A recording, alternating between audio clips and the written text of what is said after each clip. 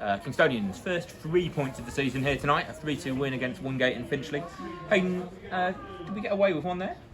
No, we deserve to win.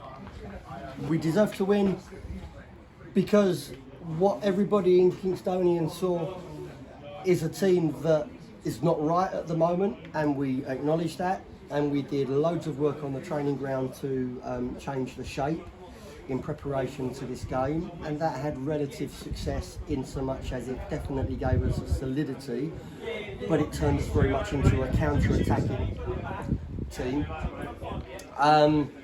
But what I would say from this team is that what you saw was 95 minutes of every single player, every single member of staff, every single person in Kingstonian absolutely going to war. So if you want to beat us today, you're going to have to kill us. There was 10 minutes of madness, and there was 10 minutes in a moment where you're so desperate to get the result.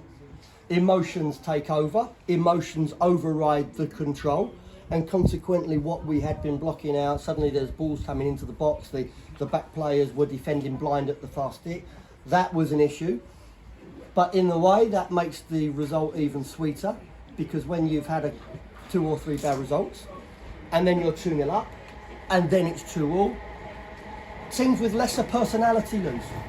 But the team dug even deeper, and you saw opportunities from Corey, and you saw opportunities from Elliot, and I think that the team were really deserving of their victory. There's so much we could get stuck into. Let's start at the end. How about that for a winner from Corey Andrews? Corey should have scored a hat-trick today. And that's the first thing I said to him when I walked into the dressing room. You harsh bastard. Corey's not paid to pass the ball in the penalty area. This is a lad that can go right back to the very top in my view. But he needs to be, in a team player, he needs to be far more egotistical. All strikers have the attitude in the box, they go for goal. And the reason they go for goal is they take the attitude, well, if I missed, you would have missed anyway. And I want that from Corey. So there's a mistake in the first half where he tried to pass, and there's a mistake in the second half where he tried to pass. And I told him at half time, you shoot. And I told him in the opportunity in the second half, you must shoot. Don't square it to Elliot. More about Elliot. You're judged on your goals. But I can tell you this, when that boy went through, I knew he would score, because that is the quality in his boots.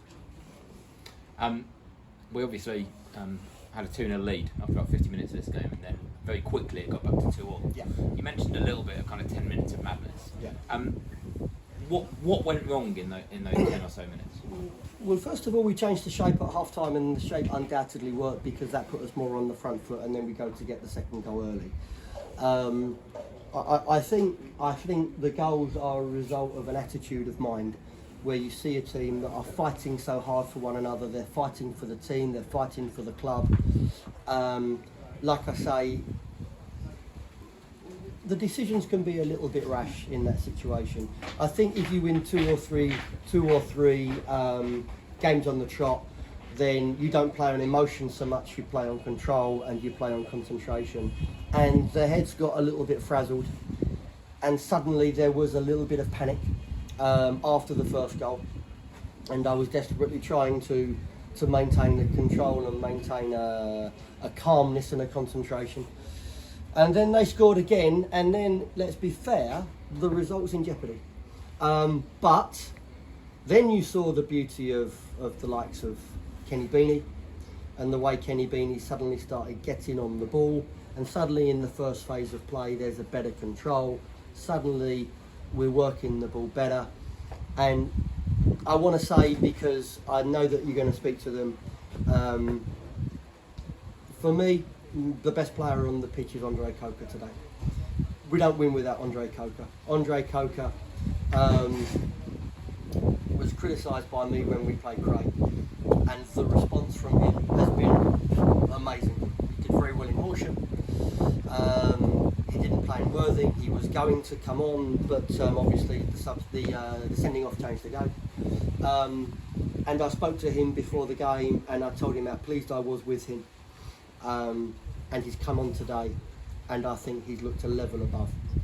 So when you speak to him today, tell him don't give the shirt to Jamie. Tell him to take it home. He can wear it Saturday. Actually, I think he's got the 15 on. So I was going to say, yeah, so you're starting on the bench on Saturday. This is a guy that now has to play. He's worked very hard to get back into the right moment. And I thought Andre Coker looked a class act out there today and really drove us on the front foot to get the points. We'll speak to Andre in a sec, but are you worried about our ability to defend crosses at the moment? Yeah. There was a lot of goals on Saturday that came from crosses, and Yeah. again tonight we looked really susceptible from that.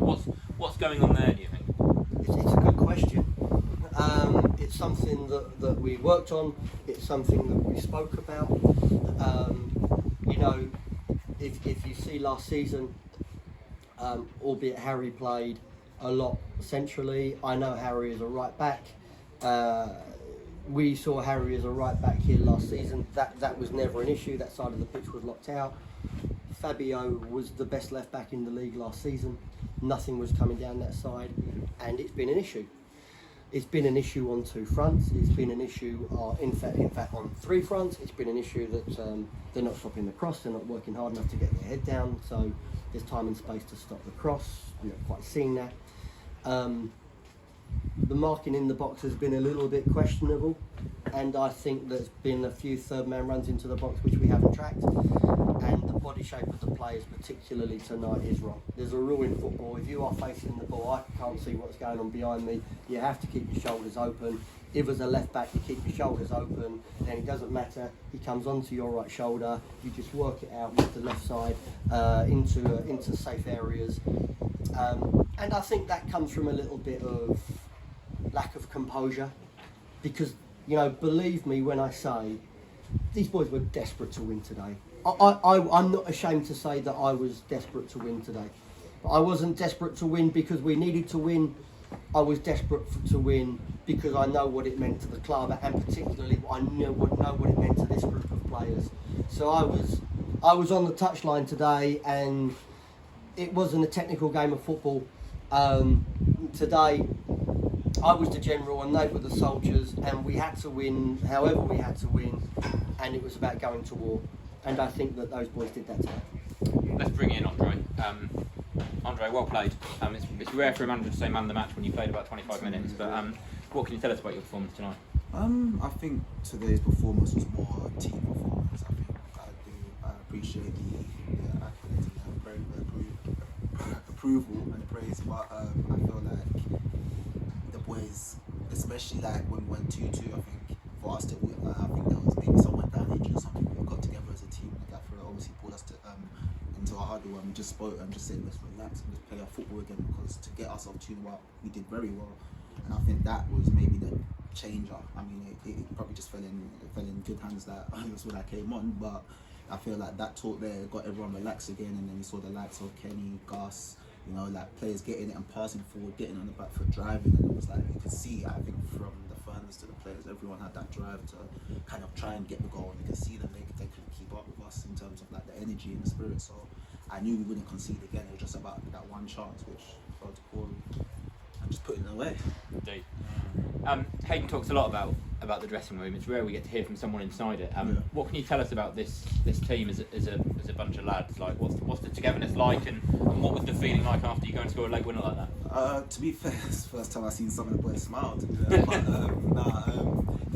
some of the best players I've played with in this team. So it's like when we're losing games, we're looking at each other like, what's going on? And our friends and stuff saying, what's going on? Like, you got this player, how are you losing? It's like, and we've had that feeling, but you see what you see what our players can do. You see when we're actually believing in ourselves and playing, you can see what we can do. And I feel like although today still wasn't good enough, I still think it's a step into the right direction. I feel like we take that into Saturday, and you know, we continue that, and that's how we'll start getting our results and our points together. Hayden, around this time last year, we played a really miserably wet midweek game at Haringey, and got a win, and that spurred us on for what felt like the next few months. Is the hope that tonight does something similar?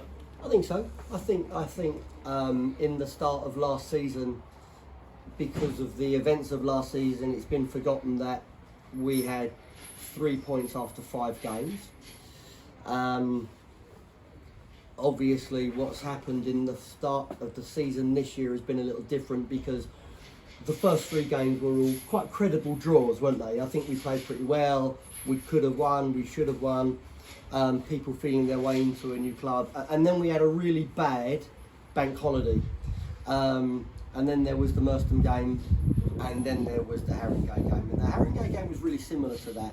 The Haringey game wasn't a game where you look back and you say, what a great footballing performance. It wasn't. It was very similar today. For me, football is about emotion.